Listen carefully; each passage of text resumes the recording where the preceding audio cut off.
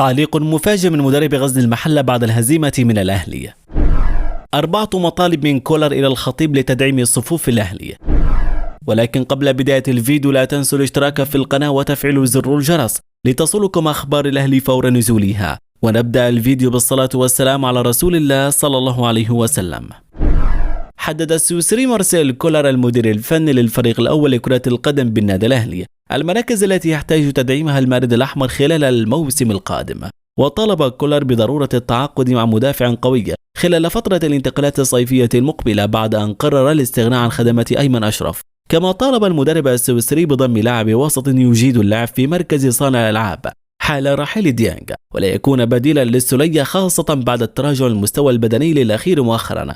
كما طالب المدير الفني للقلعة الحمراء بضرورة التعاقد مع لاعب جناح يجيد اللعب في الجبهتين اليمنى واليسرى بجانب مهاجم قوي من العيار الثقيل على أن يتم الاستغناء عن خدمة شادي حسين نهاية الموسم. تعليق مفاجئ من مدرب غزل المحلة بعد الهزيمة من الأهلي. قال المدير الفني لفريق غزل المحلة: حذرت اللاعبين من ثلاثي النادي الأهلي علي معلول وكهرباء، وذلك بعد تألقهم المباراة الماضية مع الفريق الأحمر في مواجهة الهلال السوداني والتي انتهت بفوز الأهلي بثلاثية نظيفة.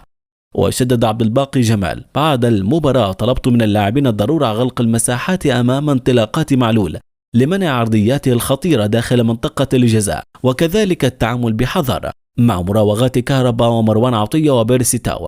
وقال عبد الباقي جمال مدرب غزل المحلة في المؤتمر الصحفي عقب المباراة: مباراة كانت صعبة ومهمة بالنسبة لنا، وكان هدفنا حصد نقاط المباراة 3، ولكن الفريق الأهلي لم يقدم مستويات مميزة في الفترة الأخيرة. وأضاف: الأهلي فريق كبير ولاعبين على أعلى مستوى وهو الأقرب للفوز بالدوري المصري.